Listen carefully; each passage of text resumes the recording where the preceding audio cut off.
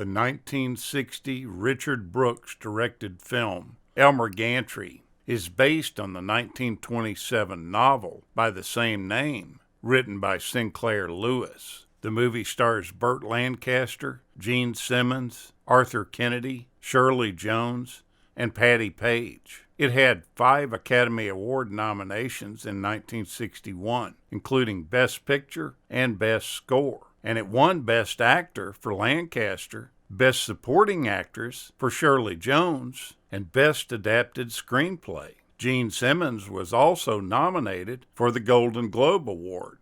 In the mid-1920s, Elmer Gantry is a hard-living, smooth-talking, traveling salesman who often uses Christian references in his sales pitches to most of his clients. In his travels, he comes across the traveling revival show of evangelist Sister Sharon Falconer. He immediately is attracted to her, and he sees her revival meetings as a way to make money. Using his con man sales techniques, he's able to infiltrate her entourage. His presence is against the wishes of Sister Sharon's manager, William Morgan, who sees through Elmer's smooth-talking veneer, although he can't argue with the bottom line that Elmer brings to the meetings. Traveling with this show is the Pulitzer Prize-winning columnist Jim Lefferts, who looks at the show and Elmer with a very critical eye, even though Sister Sharon, William, and Elmer welcome him. Gantry has used his quick wit and Bible knowledge to become an indispensable part of Sister Sharon's roadshow. But his past soon catches up with him in the form of Lulu Baines, who is now a prostitute. While Gantry seeks and eventually gets forgiveness from Sharon, tragedy strikes when she finally manages to get out of her revivalist tent and open a permanent church. When he first learned that the director Richard Brooks was interested in adapting his novel, the writer Sinclair Lewis told him that he should change significantly a lot of the book. He advised him to read a lot of the criticisms of the novel and use them as a way to improve it. The film's plot overlaps with fewer than 100 pages of the novel, deleting many characters and fundamentally changing the character and the actions of female evangelist Sister Sharon. That character was loosely based on elements in the career of Canadian-born American radio evangelist Amy Semple McPherson, who founded the Pentecostal Christian denomination known as the International Church of the Foursquare Gospel. This was done in 1927. In addition to this, a plot point from the end of the novel is incorporated into Gantry and Lulu Baines' relationship, fundamentally changing the fates of both characters. The novel at its time and in its day was a real controversial book, and no studio initially wanted to finance the film. Richard Brooks spent about 7 months with Burt Lancaster preparing the script for the film. Initially, he didn't want Shirley Jones in the role of Lulu Baines, but Burt Lancaster insisted on it. After her portrayal of Lulu, which Brooks did very little direction during the entire film of her character, he then admitted that he couldn't see anyone else in that role after she played it. It's said that Gene Simmons became so frightened in the fire scene with the burning pieces of balsa wood falling all around her that she ran off the set.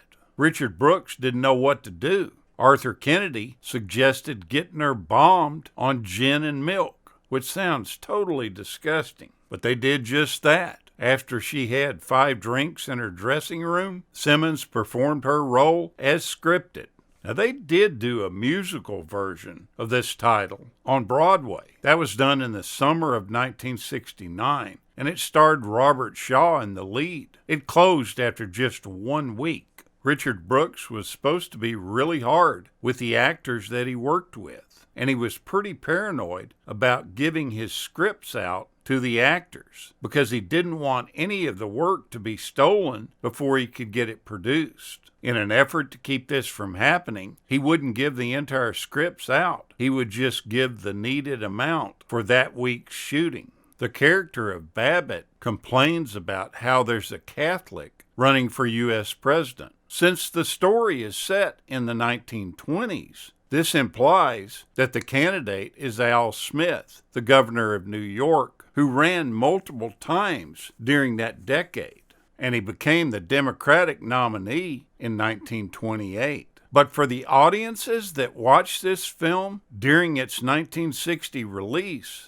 Babbitt's anti-Catholic remark carried extra meaning because John F. Kennedy was running that year for president and went on to be elected the first Catholic president. In one of the hate-filled sermons, Gantry denounces a number of heresies, including Russellism. This is a reference to Charles Taze Russell, the first president of Watchtower Bible and Tract Society, the legal organization used by Jehovah's Witnesses.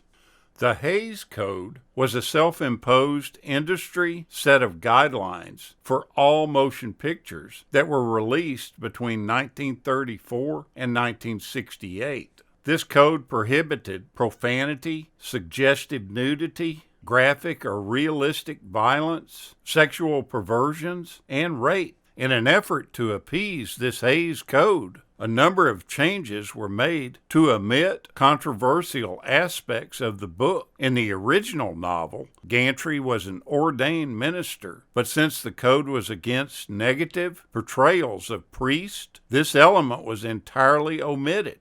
After the film was released, Burt Lancaster got a letter from a boyhood friend he hadn't heard from in many years. The friend wrote to tell him that the part he played in the film was the closest to the way that he acted in real life when they were kids. Burt was born in Manhattan, New York in 1913. He grew up in East Harlem and spent much of his time on the streets. He developed a real interest and a skill in gymnastics while attending DeWitt Clinton High School, where he also became a basketball star. After high school, he accepted an athletic scholarship from New York University, but he quickly dropped out of the school. After he served some time in the military, he returned back to New York and started dabbling in Broadway plays. He eventually came to the attention of producer Hal B. Wallace, who signed him to a non-exclusive 8-movie contract. Despite being a Protestant most of his life and being raised that way, later on in his life, he declared himself to be an atheist. Burt died in his apartment in Century City, California, after suffering a third heart attack October 20th, 1994. He was age 80. He was cremated and his ashes were scattered underneath a large oak tree at Westwood Memorial Park, where so many of the stars are interred in this very small, hidden cemetery. But Burt Lancaster almost didn't get this role. It was originally given to Pat Hingle, and he was prepared to play it. But before filming began, he became caught in a stalled elevator in his apartment building.